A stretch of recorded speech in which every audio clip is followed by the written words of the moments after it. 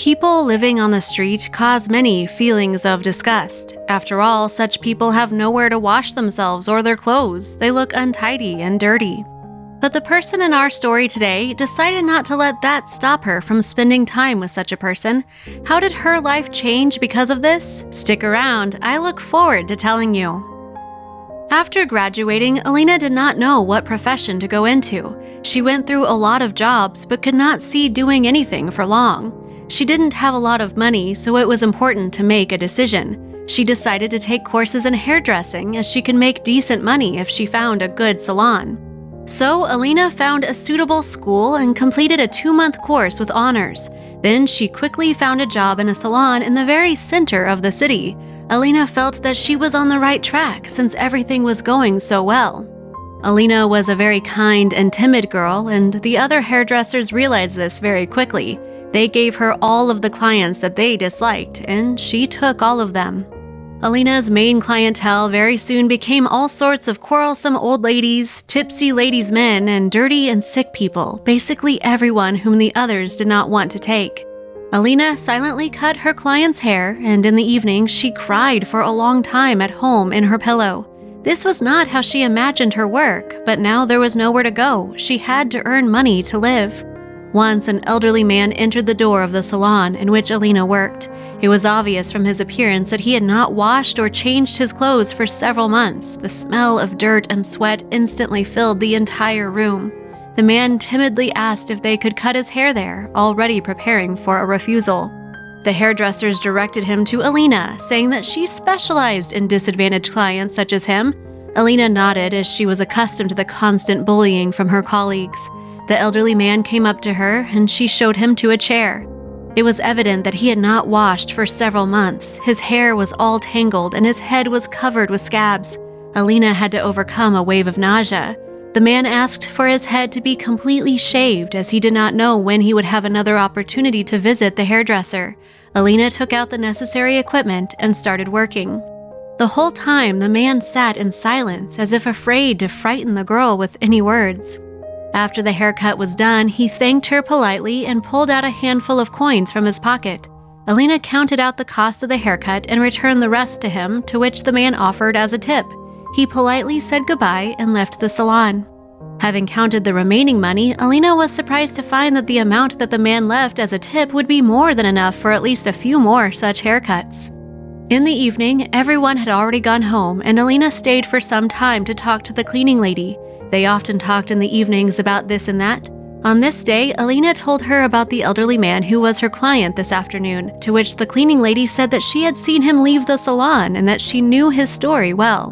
The name of this man was Michael. He was a famous surgeon in his time and performed very complex operations, but once fate treated him very cruelly, taking away his wife and 2 small children. The man, shocked by his loss, plunged himself into work.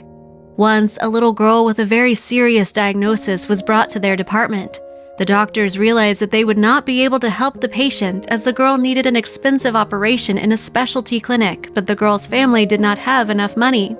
During this time, Michael got emotionally attached to the girl. His colleagues saw that he spent a lot of time with her, sincerely trying to support and help her.